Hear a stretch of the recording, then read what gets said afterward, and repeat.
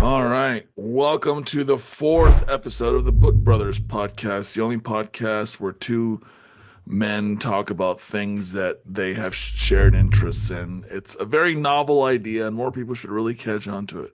And that's not a pun, by the way, a novel idea, but hey, it is Ah, what it is.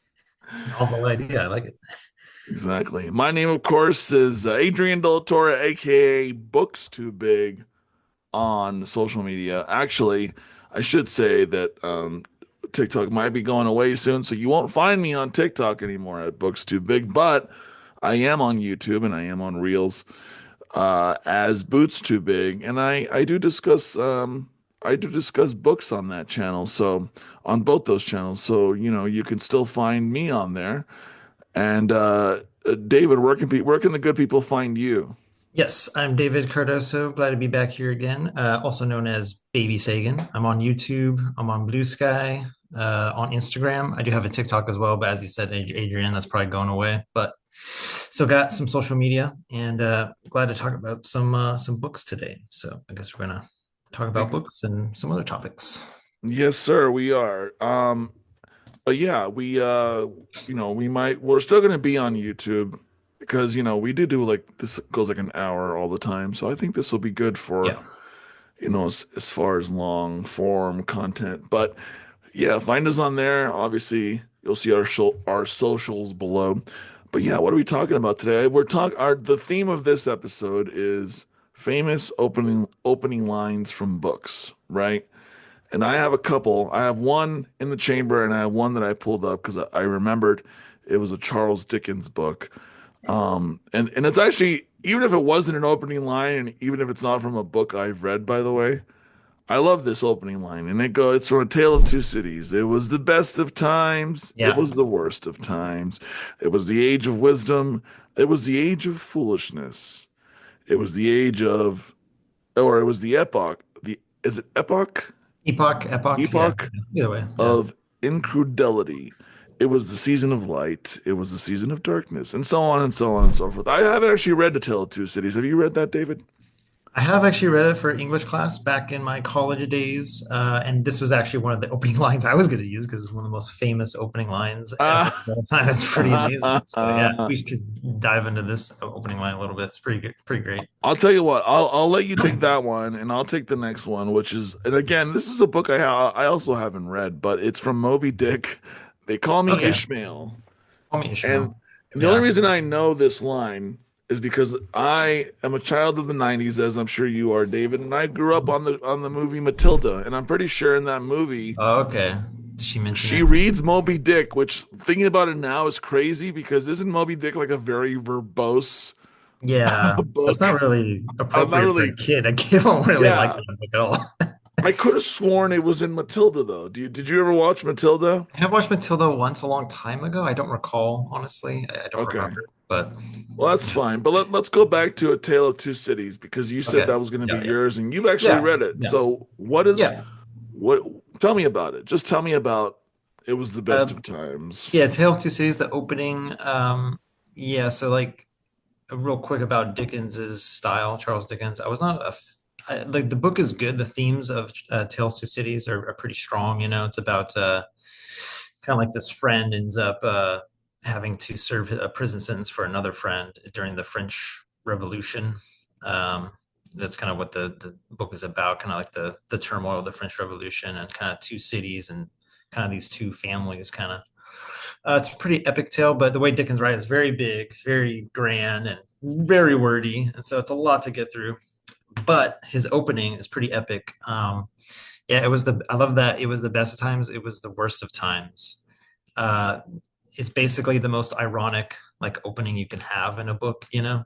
And talking about irony is one of the strongest themes that, or kind of, I don't know if motif, but it's one of the strongest things you can do in literature is just having a sense of irony. And I think that book, and I think even for our times too, it's kind of reminders that there's always going to be someone that's saying it's the best of times. There's always going to be someone that's saying it's the worst of times, and you're kind of free to make your own conclusions on that. So I think Dickens is having fun with that there, where he's saying like, well, some people say it's the best, some people say it's the worst, and then he goes on to say, it's the what is it? The winter of our discontent and the summer of, or spring of hope and the winter of despair. you know. So that irony plays throughout the book. And he says it's light, it's dark, it's both, it's heaven, it's hell, back and forth we go. I don't know, it's just probably one of the best it's just one of the best openings I have to say for a book because you could probably put that in any big epic tale that you want to tell and really just have there's going to be a lot of conflict, there's going to be a lot of good, there's going to be a lot of bad, and I think that's one of the beauties of the opening of that book. Whatever you want to say about Charles Dickens's style, I don't know if you're a fan of Dickens or not, Adrian, or his style, or I'm a fan and I'm knowledgeable on the vibe of okay, Dickens, right?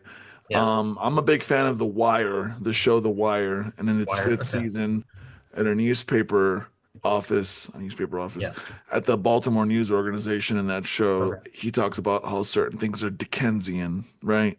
yeah, It's used Dickensian, as a is that a the verb? adjective, I guess it'd be Adjective? adjective, Sorry. yeah, I should know this. And I Dickensian. call myself I a know, writer. Uh, screenwriter. exactly. But he talks about how it's very Dickensian. A certain story is Dickensian, right? Okay, Because didn't Dickens write it was a lot about like class, not like he did a lot of classes, especially like Christmas Carol. Definitely has a lot yeah. of class issues. Oh, You know, the that's Dickens poor, a lot too. of the There you poor. go. Yeah, yeah, yeah, Yeah. yeah. So a lot of the poor families and stuff like that. Because you'd have Scrooge who was wealthy, and then you have he's hanging out with the poor family. Yeah. Um, yeah, Which is somehow still very relevant in 2025. yeah, pretty crazy. I always think about that too. We're in the 21st century. We still have so much wealth inequality. I Yeah. mean, I think it's true though that our lives are much better than the poor people way back when. But still, the fact that there's such a vast gap Well, they is didn't pretty. have iPhones.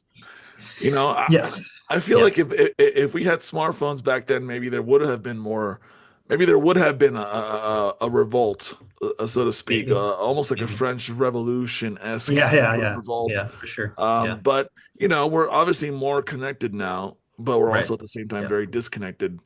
Yeah. Yeah. And I think that's how the powers that be would like to keep us, right? Yeah. Maybe. Perhaps. It goes back to that whole theme Yeah. of, you know, Yeah. um, But with yeah, just to crack finish for up, the masses, basically. I guess. Yeah. That's what media is. But Sure. anyway, go on. Sorry, I don't Oh mean yeah, to. just to finish up with Tale of Two Cities, but yeah, I really love that opening. I just think it's a great use of irony, and it's probably the strongest. For me, it's almost like we talked about covers, like book covers, and for me, the capture of that first line or first paragraph is very important for an author, and I think Dickens is very good at that. And I'll talk about a few other books that I like too as far as openings, but I just love that opening, how he plays with irony there. So, do you have Yeah. another book you'd like to talk, Adrian, if you Well, want to dive into Tale of I Two was thinking Cities? about all the books I read recently, and not, I mean, I read some good books, some good stuff lately, but none of them had opening lines that really like blew me Captured you. away. Yeah. Yeah. So, but Moby Dick stood out to me because I know it's such a famous story, and Yeah. as well as Tale of Two Cities. And by the way, I looked it up. And yeah, it says here it was referenced in Matilda. Okay. Harry Wormwood says to her, what is that trash you're reading?" And Matilda says, "It's not trash, Daddy. It's lovely. It's called Moby Dick by Herman Melville." And it's like, why is a child reading Moby Dick? I don't buy that for a second. Like, I would get if she was No, reading, no. I don't know, what's a part like Goosebumps or something. Those were I read Goosebumps, but Yeah. Moby Dick, I don't buy unless she's just that smart of a kid. But yeah, Moby Dick. And I looked it up also because I haven't read it either. I just know of the famous line, and apparently it's considered a hard read because of its length, its complex language, Yeah. detailed descriptions of whaling Very practices, descriptive. Yeah. including the infamous cetology chapter. I don't know what that means. What is cetology? Cytology? I'm not sure. Let's see. Cetology is the branch of zoology that deals with whales, dolphins, and porpoises. Okay, well, there you go. Okay. But I know, yeah, I know there's long passages. Philosophical themes. Yeah, I know Yeah. there's long passages in there about the whaling industry. That's what I heard. I never read it, but I just heard it's very dense, and I'm like, there's no way a Yeah. kid would do this. Yeah. I don't buy it either. That Yeah. a child would be No, reading Moby no. Dick. Yeah. I mean, unless she's trying to impress her friends or her Yeah. parents or something. Oh, see, look how smart I am. Like, oh, read Moby If she Dick. said like, "Oh yeah, I'm reading The Hatchet," I'm like, "Oh, there you go." Yeah. The Hatchet's great. I love The Hatchet. That was like my Okay. favorite book when I read in middle school. Okay. I read that in fifth grade. Yeah. Yeah. But those books don't necessarily have big great opening lines, right? Because they're for kids, but Yeah. once you make that jump into more adult literature, you get stuff like it was the best of times, it was the worst of times. They call Yeah. me Ishmael, but Yeah. I don't have much else to say about Ishmael Okay. because I've Well, only I think okay, I'll mention Call Me Ishmael. What about that line, Call Me Ishmael? Why is that popular? Because like I like it as a line. I think it's a good line. But I'm trying to think like what is that? It's just basically he's saying this is my name. That's pretty well, much it's it. I think well for What me is it's more that? than that. For me, it's like it's such a grandiose thing. Like they call me Ishmael. Like who's they? Like do a lot of people know who this person is? Is he famous? Did he do something that earned him like that sort of Uh, fame and notoriety? So I think that's what it is. It's kind of a no nonsense way to introduce a character. Like never mind all this other verbose stuff you get into. You just like right off the bat, they call me, and then his name. yeah. I think there's something to that. I think there's something there's like it's almost kind of charming in a way because it's like, Okay. oh, like you're about to get into a big epic story, and I'm going to start it off by telling you what they call me. Who's they, first of all? I don't know. I don't know. It's one of those opening lines. I look at it, I'm like, why is this popular? Like, I think it's good. I think it's good, but I was always kind of surprised by that because then, like we talked about, like then Melville gets into like the whaling business and stuff. And you're like, okay, like it's Yeah, just a weird setup. I don't know. I think it's good, but yeah, I think it's just maybe a call to his character and because I think in the novel, I'm not sure, Adrian, but if you know, is he actually named Ishmael or that's what he wants people to call him? I don't know the character's name. I don't know, but I Okay. can certainly Google it. Let's Okay. see. Yeah, because I thought someone in like an English class I took or something, they said like, well, his name's not actually Ishmael, and they just like he wants to be called that or something. Because if that's true, that can make more sense where he's like, oh, this is my name, this is what I want to be called. But Captain Ahab is the main character and Ahab, okay, protagonist. Captain Ahab. Although So, Ishmael is a narrator of the story, he plays a oh, minor okay, role in the events of the novel. Ishmael's gotcha. main role is to record Ahab's Okay, travails. okay. Trials, yeah, okay. No, it says travails. Travails, okay. So Yeah, we he's call ourselves writer, and I don't even know what that word means. travail. I Travails. think it means like a Painful difficulty. Yeah, or like laborious effort. an obstacle or something painful. Yeah, This is now the travail. dictionary podcast. Trial, travail, yeah. Okay, so that's the narrator. So he's not even the main character. So the narrator is saying like, "Hey, I'm Ishmael," and Yeah, that's it. And this is a story about Ahab. So it's kind of interesting. Yeah, yeah. I think it's a good opening line. Um, I like it yeah, too. yeah. I have. So if we want to move on from, let's want to add Well, something, or I actually, can. I found that Reddit thread I was talking about, Okay. and one of it was about greatest opening lines in literature, and one of them was Mhm. "Maman died today or yesterday, maybe I don't know." The Stranger. I did read The Stranger by Albert Camus. Okay. Albert, I've the got Cam. Algerian French writer. Have you read The Stranger? I have not heard It's a about it. short book. It's so short. It's like Yeah. that thin. Yeah. Yeah. I Isn't recommend it. it? You strike me as the kind of person that would like it. I think you would kind of like that sort of stoic, philosophical archetype I that mean, is the main yeah. character. Yeah. It's I read about a funeral, right? Doesn't he go to visit no, his well, mom or something? Or it starts off with the funeral, sure, because his mom dies, okay. but the main story is about. It's a very short story. The main story is about him getting into a physical altercation one day at the beach and him inadvertently killing somebody as a Um, result, and then the ensuing trial. And I don't gotcha. want to say more because then I'll Yeah, spoil what yeah, happens. yeah, But yeah. yeah, you Okay. should read it. It's a short book, and that honestly, that opening line says so much about his character. Yeah, it really Amon does. died Yeah. today My or mom died, yesterday, doesn't even care. maybe. I don't know. I don't know. That sounds like yeah. That's a great opening line too, because it creates this kind of character where you're like, oh wow, this person is like either he's emotionally detached from his mom's death, or who knows what happened where he's detached from his mother's death, or he's a complete, I don't know, he's a psychopath, but it's kind of an interesting character study where it's like, oh, he doesn't even care anymore. So he's like, I don't know. Yeah, exactly. And here's an opening line from a book that I own but I haven't read, which is Slaughterhouse-Five by Vonnegut. All this Yes. happened more or less. Yeah, I love that. that's a great opening line. Yeah, actually, I want to talk about that one. I was actually gonna look up. Yeah, Kurt Vonnegut is great for opening lines. That's probably one of his best ones. All this happened more or less. You never read Slaughterhouse-Five? I own it and I started reading it Okay. and I only got like one or two chapters in. His style of writing is very quirky to me because he doesn't write in full like his prose is like short bits and Short. pieces, and Yeah. then he kind of goes from one thing to the other really Jumps a quickly. lot. He jumps a lot. It's interesting, and I'm not saying I don't like it, but like I started reading Breakfast of Champions, and I thought that I never finished it. I need to finish it. I'm ashamed Okay. to say, but I finished that one. I I finished that love one. I love the humor in Breakfast of Champions. I like how like he's got little little sketches of some of the stuff he's talking He about. had sketches. Yeah, yeah. He has some dirty sketches in there too. Yeah. Yeah, Breakfast of yeah. Champions is probably one of his weaker ones, I think. I think his best ones are Slaughterhouse Five, as well as Mother Night is really good, and Sirens of Titan. I've read a lot of, I love Vonnegut. He's one of my favorite authors. So What about Cat's um, Cradle?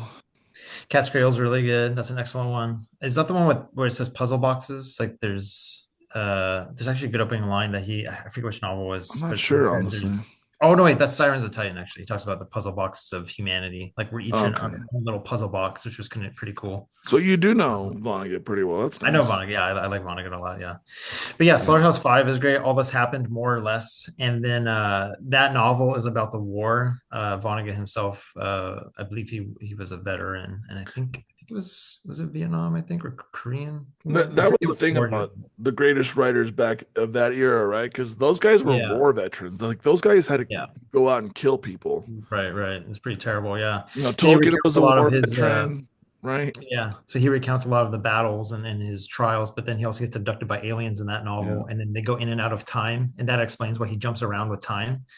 And so I think that opening line really sets you up for the reader as like when he says all this happened more or less, and he like it's almost like he can't remember all of it, because he ends up jumping in and out of time a lot too. So I think it's pretty cool opening line to kind of grab the reader. So Yeah, I I like need to that. finish. I need to finish Slaughterhouse Five and then finish Breakfast of Champions. Yeah, Slaughterhouse Um, is really good. Yeah, there's actually since we're on Vonnegut, I actually have a book by him right now, so I'll read that opening on Mother Night right here, which oh, is nice. Is excellent. that and that there's a bomb on the cover, so I'm assuming there's a theme there with the bomb. This is another considered like war novel. So this is about a real briefly here. It's about it's a former Nazi. He worked with the Nazis. He was like one of the higher ups with the Nazis, and so Mm. it's recounting. This is the post-war era though, and he's imprisoned, and he's going to go on trial for his crimes as a Nazi, but it's a fictional character, but it's really great because he's in jail and he has to recount all these horrible things that he did during the war, and you have to see if he's remorseful or not. And so it's about his story and he tells the stories of what he went through during the war, and mostly not the battles, but just kind of because he was more of like an administrator kind of type. So it talks about his family life and his he had a situation with his wife and everything, but it's really interesting. But anyway, with that said, the opening is pretty good on this one too. Let me see if was it maybe do I And it have looks like you bought that used. yes, this is from Half Price Books. I guess I'll have the price on I that. was it you that told me about that website, or somebody told me about that website recently. Oh, I was Half on Price there. Books. Yeah, That's just a bookstore. I actually there's a bookstore here near right. me to go to, but Oh, but there's a yeah, yeah. website called that. Oh, There's okay. another episode idea we should do, like best places to buy used books. That I Oh, think okay. like Yeah, three of them that I buy. yeah, yeah. But this one is actually it's technically not the opening line, but it's his introduction to the novel. But I wanted to read it because I kind of felt like it Sure. wasn't. So he says, "This is the only story of mine whose moral I know. I don't think it's a marvelous moral. I simply happen to know what it is. We are what we pretend to be, so we must be careful about what we pretend to be." I just like that introduction to the That is book where it's like, interesting. well, that's pretty cool. Like, Yeah. and of course it's about this. The character's name is Howard Campbell Jr. He's the Nazi. He says by reputation, he's the Nazi in the book, and so it's funny that he says we have to be careful about what we pretend to be, kind of combining imagination with reality a little bit there, which I like. So Yeah. that's pretty cool. Vonnegut's one of those writers that if you are a writer, as we are, you could really learn from them and their Mhm. style Yeah, and their what they sort of like provided to as far as the craft of writing goes. yeah, So yeah. I really like um Vonnegut. Yeah, we'll yeah, have a it's whole good stuff. conversation on him maybe. Yeah. What's Any that? other books you got? Oh, we can have a conversation about him at some point too when we Yeah, I get love that. Yeah, we later should definitely we could definitely do a whole we could do episodes on just on authors. authors too. Yeah, yeah, yeah. Crichton's my favorite author, one of my favorite Who? authors. Which author? Michael Crichton. Michael Crichton. Okay, Yeah. interesting. I have a couple of books of his that I haven't read that are sitting on my bookshelf that I Okay. bought used. I've never read a Michael Crichton. You've never read a Michael No, Crichton? I have Wow. not. After this, send me your address and I'll send you. I have two copies of Jurassic Park. I'll send you one of them. Okay. Seriously. You ha Sure. that was like one of the first. That was like my first foray into adult novels was Oh, Jurassic Jurassic Park. Park when I was a Okay. kid. Nice. That book blew my mind away. I'd already seen the movie, but the book is so good. So, When did Crichton write Jurassic Park? When was it published? I want to say late 80s? 80s, early 90s. Okay. Yeah. Okay. Cool. Nice. Yeah, he always wrote that really good speculative fiction, type stories, and that's probably Yeah. one Yeah. of my favorite ones. Sphere is another great book of his. I read that in a week because Okay. it was literally such a page turner. So, Mhm. but yeah, I can't believe you never read Michael Crichton. That's crazy. I would I have have assumed you not. I have. have not. We'll have to rectify that situation. But yeah, Yeah. you want to switch over to books that we've read? Um, yeah. I have a couple other lines if you want to go over Oh some yeah, lines. yeah. Talk to me about them. Okay. What else you I have got? another famous line here by Jane Austen. This is Pride and Prejudice. It is a truth universally acknowledged that a single man in possession of a good fortune must be in want of a wife. I've heard about that line. Yeah, that is I Pride and Prejudice. That is a yeah, British romance kind of drama. I watched a portion of the movie that came out like fucking 20 years ago at this point. Uh, And I was like, remember thinking, I was like, what is this? This is like a period, what is this? but it was actually really good. Like the Keira Knightley's in it. Yeah, I think. What's his name? Matthew McFadden from Succession, who plays Tom. Okay. He's in it. He plays Mr. Darcy. But the movie was really good. I remember being surprised at how much I enjoyed it. So, but I've never read the novel. Have you actually read that book though? I know it's a famous one. I have not read Pride and Prejudice. I did read Emma, Okay. just for a challenge Yeah. for myself. I'm not a particularly big fan of Jane Austen at all, but it's fine. I think as a character study, I think it's really good. Yeah. I feel like that's what it's there for. It's a very good character books, very good for character and dialogue. I think is pretty good. So She's up there with like your Virginia Woolfs, yeah, and your yeah, your Bukowskis and yeah. Hemingways of the world. Um, Just solid characters, I think. yeah, but I've never read. I've only seen, like I said, most of the movie, and then like that's one of those books that's such a classic. Like they even made Pride and Prejudice and Zombies. Like somebody wrote a whole, Yeah. you Yeah, yeah, know, yeah.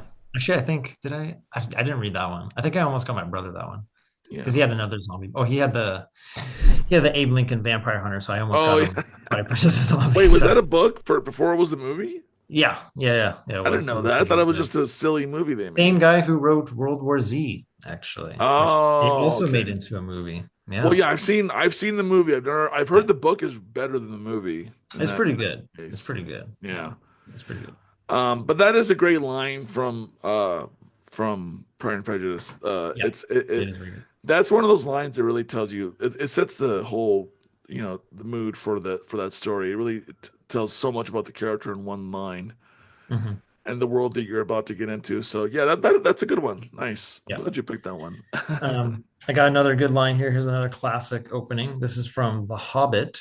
So we Mm, have The Hobbit. I think I know this In one. Yeah, in a hole in the ground there lived the Hobbit. Not a nasty, dirty, wet hole filled with the ends of worms and an oozy smell, nor yet a dry, bare, sandy hole with nothing in it to sit down on or to eat. It was a hobbit hole, and that means comfort. And there's the opening for The Hobbit, which is pretty good. Yeah, I need to read. I had that's also on my bookshelf. The Ah, Hobbit, and I think I have all three Lord of the Rings books that I bought from separate stores. And okay. The Hobbit I hear is like the easiest read because it's like it's Yes. it's kind of like a kid's fantasy book in a way, right? Sort of, yeah. Yeah. Sort of. Yeah. But I found one from a book that I forgot about until now that I read in school that I remember loving that book and the movie, which was The Outsiders by S.E. Hinton. Okay. And the opening line is, when I stepped out into the bright sunlight from the darkness of the movie house, I had only two things on my mind, Paul Newman and a ride home. And that's another line that really, really sets the scene for the kind of story, the kind of world that you're about to get in, right? Yeah. And that was such a great book. And the movie was really good too. I feel like the movie was really loyal to the book as well. Like they didn't really change too much. Mhm. Um, That's interesting. so What is that book about? I've heard of it, but oh, The Outsiders. So yeah. you want to talk about class warfare? Okay. It's in a small town or city, kind of. You have two groups of kids in school. The first group are like the popular kids are called, they're very social, so they call them the socias. And Oh, then you have the kids, the not popular kids, the kids that sort of live on the fringe, okay. um, who are the outsiders. And I don't even remember if they called them the outsiders in the book, but I remember the socias, they're the Okay. cool popular The kids. social And ones. Okay. Interesting. yeah, there's like a little bit of a light crime element to it because like all the outsiders kids are like, they're those kids that like I said, they sort of live on the fringe of society. Hmm. Like some of them don't have parents, some of them come from broken homes, but they have each other, right? So there's like a lot of themes Yeah. of like brotherhood and friendship and all that, and like, you know, uh, just the sort of general divide between like the haves and the have-nots, right? But set with in a high school, so. And yeah, so I don't want to give too much away, but it's basically about that. And like, there's a crime element because one of the kids is kind of he just does dumb stuff, right? And he gets himself Mhm. into trouble. And then towards the end Okay. of the book, he really gets himself into trouble. And yeah, Okay. Interesting. but I remember the movie was really great. And I remember I really enjoying the movie because Diane Lane was in it. And I used to have a crush on Diane Lane. And She's quite attractive, so she plays the girl in that story, in that movie. okay. And then the movie that's funny, the movie has a lot of actors that are like went on to become super famous. Patrick Okay. Swayze, Tom Cruise, who has got a small role. Um, Emilio Estevez is in the movie. Okay. Okay. What's Interesting. the other guy's name? Something Dylan. But yeah, if you've never seen the movie or read the book, I would recommend it. Actually, it's pretty good. Okay. Is it Yeah. Matthew Dillon, maybe? Is that his name? No, it was No. what's his name? He's the older brother of the guy who was in Matt Dillon. Matt Dillon. Oh, Matt. Yeah, that's what I said. Matt Dillon, right? Oh, that's how you said? Sorry, I Yeah. didn't catch that. Yeah, he's Okay. good. Sorry. Okay. Oh yeah. Before moving on, I did want to touch on The Hobbit real quick again. I wanted to bring up The Hobbit. So yeah, with The Hobbit, I love that opening with The Hobbit just because it talks about just the comfort of the home of the hobbits, like where they lived, like on the Yeah, Shire. They're this yeah. very kind of like familial community, and they're all about little tiny homes and family. So I just love that little, that's a tiny little hole, and they lived together and it was cozy and It's a very cozy story, isn't it? There's not yeah, like yeah, it's not like Lord of the Rings where there's like this great danger, right? There is a yeah. little bit of danger, but There's danger, but it's not as, yeah, not as like trying or difficult, I guess. Yeah, yeah, pretty good. I Um, need to read ever, that. It's on my yeah. bookshelf. You never read The Hobbit? I've read The Hobbit twice, actually. That's so funny. It's really good. Although it's funny, I never read Lord of the Rings, but I have read The Hobbit a couple times. Yeah. I'm trying to buy books that of like classics that sound interesting to me, like Great Gatsby. I also have, which I need to read. Okay. Franz Not a Kafka's not a big not the fan of Great trial. Gatsby, to be honest with you, but There's I have a Kafka book. It's not the okay. trial. It's Metamorphoses. I have Okay. I Metamorphoses by read that one. Kafka. I read that one. Yeah. And then I have Lord of the Rings books, and I have a few. I have like a Catch 22. I need to read that. Okay. Okay. I haven't read that So one. I have a couple other lines if we got time. I could dive we into a have all couple the time more. in the world, my friend. Cool. Let's go. Let's dive on into it then. Okay. So one of my favorite books ever is by Terry Pratchett and Neil Gaiman. Can you guess what book it is? I want to say it's got Norse mythology, Uh, gods, Actually, and I don't think this something. one. I don't think this one does actually. It might. Tell me, Uh, because I'll it's just keep getting it's it Good wrong. Omens. Good Oh, Omens. I've heard of Good Omens. Okay, Yeah. So they that's made a by show of it Pratchett. on. Yeah, that's Terry Pratchett and Neil Gaiman. They both wrote it. Oh, they So, both wrote it. Okay, mhm, okay. mhm. I thought They it was a actually worked trick together. question. So. Yeah. So they made a series on Amazon about it, but the opening is really cool. So it's about the apocalypse, the impending apocalypse, and there's a lot of biblical references in it. So the opening is, "It was a nice day. All the days had been nice. There had been rather more than 7 of them so far, and rain hadn't been invented yet. But clouds massing east of Eden suggested that the first thunderstorm was on its way, and it was going to be a big one."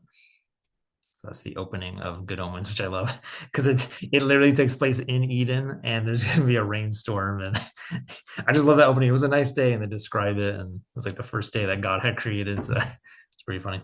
That's good. And Yeah. also, uh, I know there's a famous opening line from a book that you're a fan of. I've only seen the movie, which is, oh gosh, what's it called? The space comedy movie that you said your book is Yeah. inspired by. Hitchhiker's Guide to the Hitchhikers. Galaxy. That's got a Okay. famous line, opening line, doesn't it? Yeah, I mean, Hitchhikers is great It's too. Yeah, something I like could. someone created the world and they regretted it Let's instantly. dive into the exact. Yeah, yeah. Since you mentioned it, we could dive into the exact lines here. Let's see. Yeah. Hitchhikers. I only know that because Okay. people on Reddit quote that all the time. Yeah. That's such a popular, and I watched the movie like 4 years ago for the first time, and I enjoyed it. It's very British and it's like Oh, stylish. are you talking about the movie? The movie. I've never not the book, the Yeah. movie. Okay. Hitchhiker's I Guide. definitely. So you have you ever read the books? No, no. Like I said, I've only just seen the movie, but I know it's based on a Yeah. famous book. High recommendation. Definitely read at least the first one. I don't. It's definitely very zany, very weird. But Adams is a lot like I would say Adams is very similar. He's kind of a cross between Kurt Vonnegut meets Terry Pratchett. Although Terry Pratchett is a better story writer, whereas Adams is probably a better like philosophical kind of humorist, kind of crazy comedian.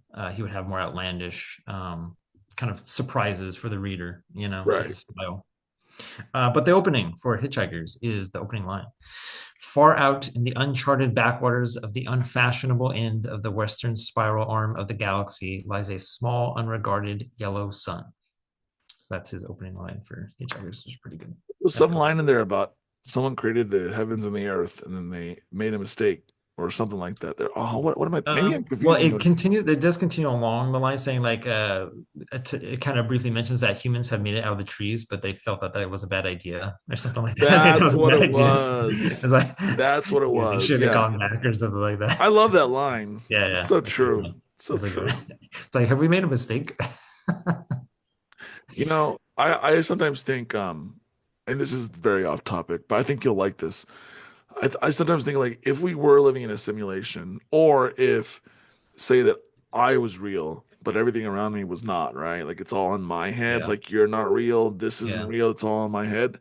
yeah, I've often thought, well, that can't be true because I think about all the great art, all the amazing things that we've built, the humans have yeah, built. I don't think my puny little brain could envision so much, like everything in the world, right? Like, yeah, there's no way that mhm, I would have the brain capacity to yeah, imagine the Mona Lisa yeah, or, the Burj Khalifa or, the man landing on the moon and all the yeah, engineering and science that took, or 2001: A Space Odyssey, which yeah, it's kind of funny because the whole conspiracy that the moon landing yeah, was fake yeah, and it was yeah. just Kubrick, which Mhm. you Which I appreciate, write right? about it. So I'm just saying, like, there's Yeah. no way that my mind is a simulation because I couldn't have Yeah. thought of any of this great stuff. I mean, possibly, but then there's the other speculation. I mean, this is kind of off topic, but we can talk about for a second. But there's also the speculation that, like, well, how do you even dream then? Because when you're dreaming, you're not even awake, and your brain is creating all this weird stuff going on in your head, you know? Yeah, well, that's the And thing. They don't you fully know, know or understand what causes dreams exactly. Like they yeah. know that it's like, it's neurons firing in the brain, Mm, but mm. from a psychological point of view, I think it's, because I have stress. I've had stress dreams about work. I used to work for the post office, for example. Okay. I very briefly I worked for the post office, and it was Okay. probably one of the worst jobs I've ever had. Okay. And I used to have I had stress dreams. I had dreams that I was like delivering mail and not getting it right and missing stuff, and it was bad. And that's not the only job I've ever had a stress dream for. Yeah. So Did you work in the offices, or did no, you I actually was a, I was a I deliver was a your carrier. mail? Yeah, I was Okay. a mail delivery carrier. Okay. And so there's something to be said about how dreams are inspired by your natural surroundings and current happenings in your life, right? Yeah. But the real wacky stuff, like how you're saying, yeah, I don't know where that comes from. Yeah. Yeah. No idea. Okay, I'll get to another line here because I really wanted to share this one. I remembered this one when we were talking about opening lines, and I have never actually read this book, but I actually heard it's really good. It's by William Gibson is his name. No, Have you heard I of know who William this Gibson? is. Okay. You might have read. This is from Neuromancer. Have you read Another Neuromancer? book I own that I haven't read. You're like Okay. naming all the books that I own that I haven't read. Okay, we'll have to read this one because I always hear about this book is like a great Yeah. sci-fi, but I don't think they've ever made like a TV show about it or something. I don't know. Well, Are they going to? let me get into that, but first tell me what the line is before we get Yes, into it. the great opening line. This is probably one of my favorite opening lines, just as an opening line. So here it is. The sky above the port was the color of television tuned to a dead channel.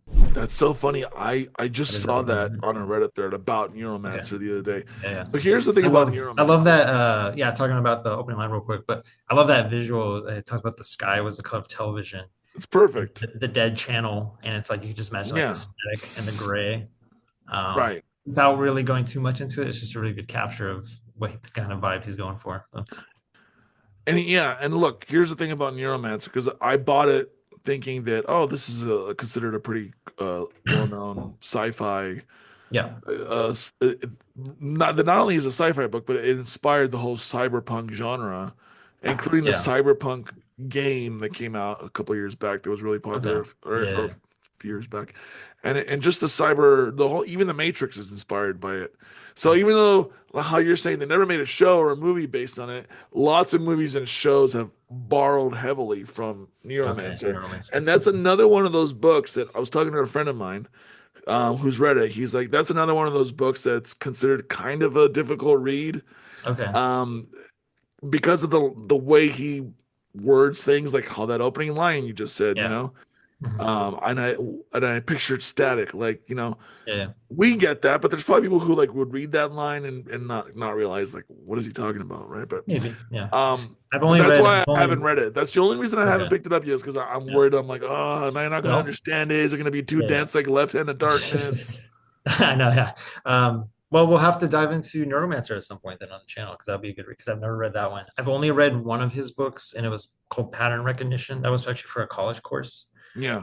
And that was kind of interesting. That was not considered like his greatest book, but it's like it was still pretty interesting. But yeah, we'll have to dive into Neuromancer at some point. Have you read The Blind Site?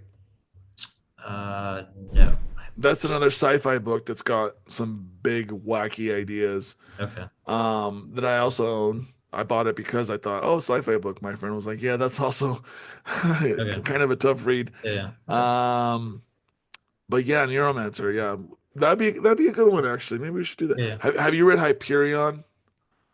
I have not. No. That's a sci-fi book that's like the Canterbury Tales, but like in space, kind of. Okay, And there's like I don't know, all kinds of craziness in that too. I started it. I read one chapter, quote unquote, because the first chapter is 100 pages long. oh wow. I thought my chapters were long in my book, but No, no, 10 or 12 pages. I'm like, oh, you know, we should talk about that one time. Is like how some writers will do sub chapters inside bigger that chapters, or could how be, some yeah, writers it could do be a topic. super Yeah, yeah, short chapters. But yeah, yeah, could be a topic. yeah, Yeah. So as far as intros, I think I'm pretty good with intros. And I think we went through a bunch of them. But if you I want like to it. dive Let's into, talk about books that we actually have read okay, tonight. yeah, yeah, yeah. At least for So me. other books we read, yeah. Um, I there's two books that I finished recently that Okay, I want to discuss. let's dive into your One of book. them is called A Prayer for the Crown Shy by Becky Chambers. Have you heard of this? Not So, it's a solar punk novel, solar. and it's actually a sequel to A Psalm for the Wild Built. So basically, it's set in a world called Panga, and it's a cozy type of book. It's about this tea monk who's traveling through a forest and one day comes upon a robot. And in this world, robots have like long since been abandoned, and like sort of society moved on from that high level of technology. But there's still robots out there that kind of just live, day to day. They exist. And this tea monk named Dex, sibling Dex, comes across a robot named Moscap. And the first book, which is both of them are very short, by the way. You could read these super quick. The first book Okay, is just them meeting and Moscap asking sibling Dex about the world and the sort of the human dynamics and stuff like that. And then the second book is them just traveling through Panga, getting to know people, helping them out with stuff, and people getting to know Moscap more. And Moscap kind of becomes um his own sort of, person, even though they're a robot, and they sort of gain their own personality and stuff, and there's sort of philosophical themes in it because Moskep's like, oh, this part inside of me broke, but I don't want to use a part made from organic material because I feel bad that some tree or something had to die or, whatever for me to have this part. So blah blah. It's sort of like things like that. So they have to like figure out, well, how can we replace the part without it coming from an organic matter, right? So they figure that out, Okay. and that's really the big theme about it. It's a very cozy read. There's no antagonist. There's no big bad, right? There's no like this isn't a world that's filled with like any kind of like a what do you call it, like a dark side or anything like that. It's very much like the philosophy of like what it means to be human, basically, right? Because they really get into like the whole what is the human condition in a way. But Sounds very interesting. Actually, I was looking up an image for it. The cover looks really cool too. Sounds like an yeah, the interesting cover's great. read. Yeah, I think you'd like it. Like I said, they're yeah. very cozy reads. They're very short reads, and like I said, there's no like negative antagonistic forces to be dealt with. Really, it's Okay. just a T-Monk and a robot talking about human stuff. And I like that's a T monk, like whatever that means. It's a T monk. so a T-Monk means this character uh, is basically they travel with the robot, and they have like a little trailer that's attached to a little bike, and they stop at towns along the way, and they make Mhm. tea for people, and they talk to people, and Okay. and that's really what it is. Okay. So yeah, that's Actually, sounds pretty interesting. How it's like, yeah, no, and there's no antagonist, as you said. So no, they're no. just And exploring and this you would world think, and because you just always, meeting as a writer, people. you have to have conflict. You have to Yeah, have, yeah, this book, there is a conflict, right? But it's yeah, it's it's internal. It's yeah, societal. It's not really yeah. like It's more like they're like seeking answers and like looking for answers to the questions and like because it also says it deals with like the nature of the universe, how everything like falls apart and like how to deal with that kind of stuff and exactly, like exactly. philosophical. So they're kind of like coping Yeah. with certain things. So I, it's I kind of think you would interesting. enjoy it. I mean, I don't, I wouldn't normally read a book like that, but it was Sounds recommended the interesting. first one Yeah. was recommended somewhere, so I just Yeah. said I'll give it a shot. So I read it, Yeah. and I was like, oh, that wasn't bad. It sounds like it's a sequel or because it sounds like there's a series. Yeah, A Prayer for the Crown Shy is the sequel. There's only two Yeah. books that she's written Okay. so far. Yeah. Yeah. It I says the think they're first both one. like sub 200 pages. Okay. A So Song for the Wild Built. that's the first one, First book. Yeah. and then A Prayer for the Crown Shy is the second one, Sounds pretty and they're interesting. they're Yeah. both about 200 and some pages. So Okay. Yeah. Might have to read really, that. it's one book if you think about it. Kind of. Yeah. Probably. Yeah. Yeah. Sounds interesting. So I Okay. enjoyed that book, Okay. and I'll have to give that a read. I rated it 4 out of 5. I like short books. I like to read short books, I do right? too. I do too. Because then you get your book count, you know, Did you forget? high up. Never read for book count though, even though it may feel good. You shouldn't. That should not be the focus. Is like, oh, let me get my book count up. Like, I would be smarter than everyone else. I Like, wanted to start I the have new my year strong, okay, yeah. because I I mean, finished 2 books so far. okay, that's Um, good. so now let's move on to the second book I read. Okay.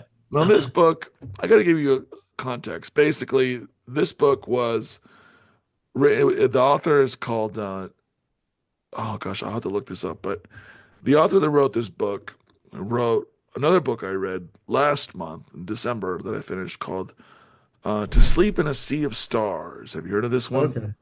I have not read it, but I actually saw your review on your one of your social medias on Yeah, Books You Dig. I saw your review on this sequel that you read. So To yeah. Sleep in a Sea of Stars. It was written by Dave, I don't know, Christopher Paolini. Anyway, Christopher Paolini wrote To Sleep in a Sea of Stars, and it's basically a big space opera. It's about a main character who discovers this alien technology, and it's like this nanotechnology that like takes over her whole body, kind of, and it can be used as a weapon. It can turn into blades, knives, tools, things like Okay. that.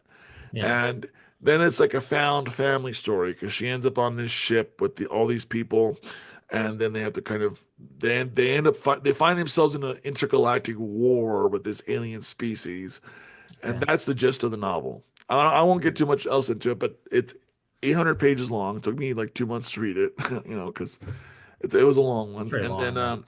I liked it. There's some parts, there were some things in it that I thought were kind of silly, but overall I enjoyed it. Right, space opera, good, interesting characters, Space opera, interesting yeah, alien technology. technology. Okay. Do you see a Uh, bunch of aliens in the book oh yeah, or? yeah, yeah, yeah. The Okay. the aliens are Cool. like, think of them like crabs and jellyfish and like Okay. weird like lobster type looking. Okay. There's a variety actually of aliens, but they're Okay. So all we like, got we got like sea-like creatures basically. sea-like Sea alien aliens. creatures that Okay. communicate through like a scent, Okay. not verbal. It's all Yeah. scent-based Sense. communication. Okay. Yeah. Interesting. So I read that book. I enjoyed it. It was great. Okay.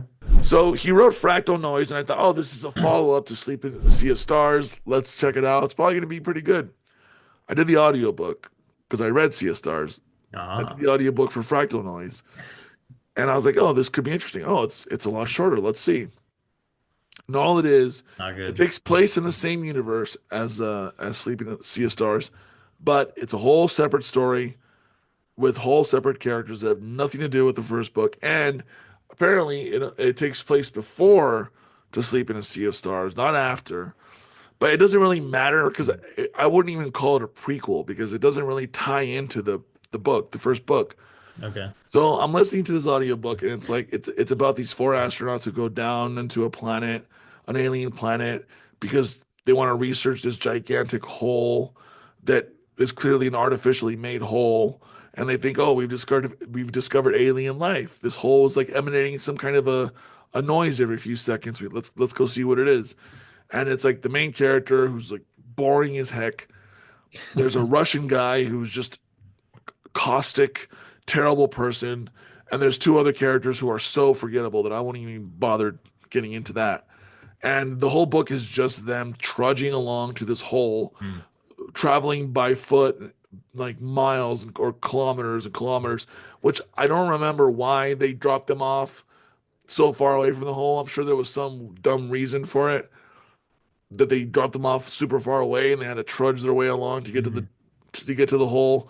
And that's all it is. It's just misery porn. It's Mhm. just them slowly losing their minds and turning on each other. And then finally, and I'm going to spoil it a little bit because this is how much I detest That's this book. fine. Finally, the main character is the only one left standing, and he makes it to the hole, and that's it. Nothing really happens. He says some cryptic stuff, and then the book just ends. And I was so upset that I wasted, I think it was like 8 hours or 10 hours, however long the audiobook was. The audiobook. I was so upset that I wasted 10 hours thinking this is going to be a follow-up or this is going to be a setup or this is going to be a prequel to Sleep in the Sea of Stars, only to get this non-story of misery porn with the most boring, uninteresting characters in the world. And I'm like, I hated this book. I did not like it at all. I think What rating did you get? Like 2 out of 5 or something like that, or I gave it like I think on my story graph I gave it like one because story graph lets you one? rate it like Oh, in okay. 25 like I don't know how you say that but up to like 1.75 is what I gave it. So not even a two whole Okay. stars. Hmm. I detested this book because I was so disappointed that it had nothing to do with Sleep in a Sea of Stars, which I did enjoy. And Poloni's not a bad writer. He knows how to write. He just wrote a really boring story. It sounds like, yeah, it sounds like it's almost like he didn't know how to follow up that other book. And so like what he did was like have this journey and he was trying to figure out what the book was going, but it ended up being this kind of boring journey. Like maybe it feels like a filler, like a B-side, maybe, like he's like kind of coming up an Absolutely. idea, like what's my next idea? And kept writing, and just ends up releasing a book, which is not really a great story. So, I was waiting for the big so connection or the big reveal that tied yeah, it to Sleep in a Sea of Stars, yeah. and there was nothing. Mm. If there was something, it was so subtle, and I didn't get it because by the time it ended, I was so checked out. I was so Okay. annoyed. So yeah, and, it's a shame because To Sleep in a Sea of Stars ended on. I don't want to say it was a cliffhanger, but he definitely ended it he left it open for a Yeah. fall. He left it open for, you know, more things to come with this main Yeah. character. Okay. But no, but instead he followed it up with Fractal It's Noise, disappointing. and Yeah, it it's was just disappointing. bad, bad, bad, Maybe he bad, was bad. able to release it just because of the success of the first book, and it's just I kind think of that's what it is, because I kind of wouldn't have like read a it. B-side follow-up. Yeah, I wouldn't have read it if I hadn't read Sleep in a Sea of Stars. Yeah, yeah. That's too So bad. that's my take on Fractal Noise. Fractal Noise. 1.5, 1.75 out of 5. Yeah. On Storygraph, but if you're not on Storygraph, David, you should be. It's better than Okay. Sorry. Goodreads. I'm on Goodreads Goodreads. too, but Okay. I like Okay. Storygraph better. The interface is nicer. And Gotcha. yeah, Sleeping in a Sea of Stars. Did Hmm. not like that book. Did not care for it at all. And I don't even know. Whenever Poloni writes the actual follow-up to Sleeping in a Sea of Stars, I don't know that I want to read it now because I'm so upset Maybe about not. Fractal Maybe just Noise. yeah. Maybe give him a break for a while. Yeah. Yeah, not that Okay. it mattered. So yeah, yeah. So would you like to hear about the book that I read? So Absolutely, that's what we're here for. Tell me. okay. All right. So this is kind of funny. So we talked about book covers before. Well, I'm going to show you the book cover of this one. It's Dawn of the Planet of the Oh, Apes, nice. which has a nice little movie cover of That's Caesar. from the And I was movie. like, But see, that's fine because it's just his right. face. Right, You it's just know? his face, and it's like the actors in this case are CGI apes, so it's very different. It's not like they have the other humans that were on there. So, but yeah, so this is the second. This is the novelization of the second film from Dawn of the Planet of the Apes. So this is the one with not James Franco, and it's after post James Franco. So it's the second one. So when they're already in the forest and everything, all the apes have taken over humans for a little bit, but there's still a big human settlement in San Francisco, like the big skyscraper and everything. And there's humans, and they come into conflict with the apes. Yeah, wasn't the second movie where with Woody Harrelson and Gary Oldman? That's the third one actually. Oh, So okay, that's gotcha. I yeah, forget the second one then. yeah. But yeah, This one sorry, is go on. this one is before that. That one is War for the Planet of the Apes. This is That Dawn. yeah, So yeah. it gets a little confusing because they're all of the Planet of the Apes. So it's hard to remember the names. But I actually really enjoyed this movie. This might be my favorite film also of the series. I don't War is also really good though too. But anyway, yeah, so it's just a novelization of the film. And I thought the author is Alex Irvine. And I think he's done some other novelizations for the movies, and he's also done some prequels for the new films as well. So I'll probably read maybe one or two of those as well. Wasn't the Uh, original author of the original Planet of the Apes some French guy? And I this don't is know written by his somebody name actually. else? Might want to look that up actually. I don't know his name I'm of the looking it up original, now. because I know like they also wrote a bunch of books in the 60s and 70s. Like there's a huge They also universe. made a bunch of movies in the 60s and Right, 70s, which right, right. I binged as a kid. You did? Okay, I Do you have remember not. Turner Classic Movies? Yes. Turner Classic Movies used to marathon Okay. all original Yeah. 7 or 8 of the Planet, Okay. and, Yeah. and Yeah. there was a Oh, yeah. show too in the I think 70s. there was. Yeah, there was. Yeah. If you want to look up the Pierre author. Boulez was the Pierre original. Boulez. Okay, so he's a French guy. Okay. Yeah, but who is this author of this? Alex Irvine is his name. Interesting. Okay. Yeah. And it's based on the screenplay actually. So it's actually that's the thing I liked about this book too. Is it's almost a direct copy. It's almost a direct adaptation from screenplay to book. So I love that. I don't know. I've really discovered that I do really like having a visual in my head, because like we talked about audiobooks before where you're just listening, but I like having a visual because I've already seen the movie. I know exactly what happens, and this follows it like almost to a T. It's a good and bad thing, I think, because it doesn't force your imagination to really think about it. You already kind of know the visual. So like for example, the scene, one of the opening scenes is when they come across the apes, and I think the character's name is Carter or Carver, I forget. I think it's Carter. But he comes across and he sees an ape, and he actually shoots at one of the apes in like the stream area. And then Caesar and a bunch of other apes come over. They hear the gunshot and they come over, and then Caesar yells at them. He says, "Go away!" He's like yells like, "Go away!" And that's the first time they hear like an ape speak, and so they'll freak out. And so like that, this is played out in that book too. But I think it's kind of good to have a visual alongside it. I kind of like that. It's almost like a guide for your imagination while you're reading. So if you forget where you're at, or you don't remember something, you can always think back into the book and like, oh yeah, I remember this moment happening. So I do like that. I think his style is pretty. I don't know. I don't think he's not like the most. I do feel like it's almost a direct screenplay version of it, because it's not very elaborate in its language, but he just does a good job of guiding the reader through of the story. Um, I think just like in the movie, I would say like Koba is probably one of the more interesting. I don't know if you remember the newer movies or not, but Koba is the one with the one eye, where he's the really like super mean ape, and he's like terrible. He hates Yeah. all humans. Yeah. So he has a conflict with Caesar that builds up throughout the book and through the movie. And so the book does a good job of that too, because I was thinking the whole time, I was like, how would Caesar handle this crazy ape, this one-eyed ape? Like, could he have handled him better?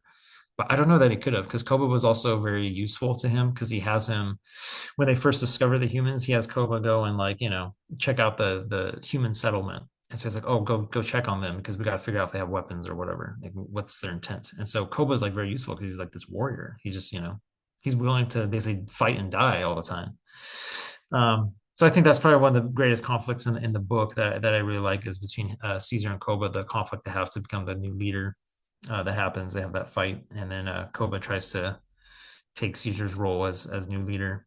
And of course, they have the big fight at the end, and all this craziness happens. And I like the part of the dam too. I don't know if you remember the film, but where they have a dam. So there's that big conflict where the apes they live near this dam that the humans have to get to, and so that sets up the situation where they're running out of power. The human settlement is running out of power, and Malcolm, the main guy, has to get power for their city. And so he has to talk to Caesar and be like, "Oh, we have to get our people over here so we can work on this dam, so we can get it running again, so we can get our lights going." And so it ends up that the apes end up helping the humans a little bit. They end up helping them fix up the dam again and get it running, and that pisses off Koba again.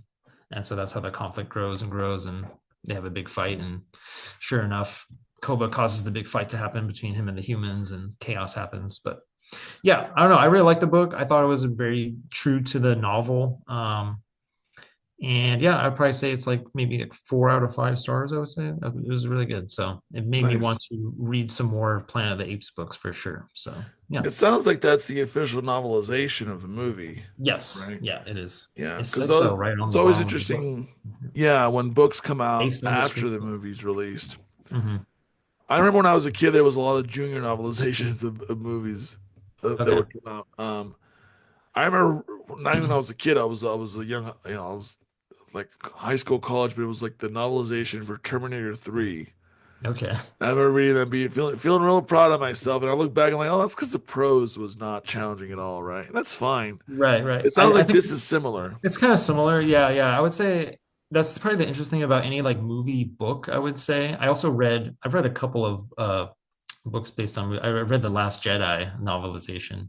Um I also read that book. We should talk about that movie as well. But Yeah. Oh, um well, I have a lot to say about those movies. okay. Go ahead. But anyway, but yeah, novelizations are interesting because they're not super challenging, which I kind of like in some ways because like, we're going to talk about Left Hand of Darkness coming up soon. And so I do appreciate books that are just kind of simple and they just tell the story, they give you a good visual.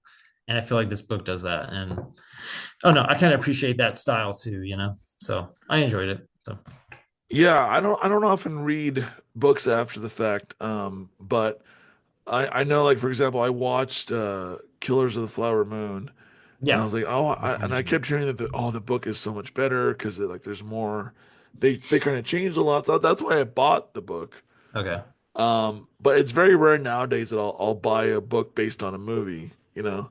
Yeah. But I think it's interesting because you get more in the characters' heads either way, Hmm. or not either way, but you get more in a character's head in a book. You can't just do that in a movie. So Yes. I Yes. always appreciate that aspect of a book that was made after the fact. So Yeah. I do like that too. Yeah. yeah, Mhm. that's good stuff. Yeah. Yeah, so I've seen most of the new movies. I think I've only not seen like the most recent one. I Okay. enjoyed all the movies. I vaguely Yeah. remember the They're second good. one because I've only seen it once, but I Okay. enjoyed those movies overall. Yeah, they're really Really good. well Yeah, made. they're some of my favorites. Yeah. I'm still waiting on them to do where they kind of loop back around to the first one, and they follow the astronauts that end up lost in space, who were the That'd be kind of ones cool that, to do a remake. Yeah, yeah, maybe the a ones that trilogy. are, end up on the planet in the original movie, which was Charlton Heston and all of them. Yeah. I Mhm. love those movies as a kid, man. The fact that TCM would marathon those movies is great. I've never Uh, seen the sequels, the original sequels. I've only seen the first one, so I've never seen sequels of the original they're pretty like in the wacky. Like 70s. I've heard past the some of them are pretty second, bad. Yeah, I've heard some of them are pretty yeah, bad. Like the later ones are pretty bad, but past the second or third movie, they are pretty bad. The first movie's yep, great. It's classic, Planet of the Apes. yep. The second movie, Beneath the Planet of the Apes, is decent, but once you get beyond that, they get pretty wacky. But Okay, yeah. I was a kid, so I didn't care, man. I was just watching You're those just movies enjoying all it, day. watching it. Like this is fun. Yeah, it Yeah, was like hours and hours of just yeah, entertainment of right. people in monkey suits. Yeah, yeah. I know now, like compare that to now with our CGI is pretty amazing. But yeah, it's kind of funny looking back at those movies.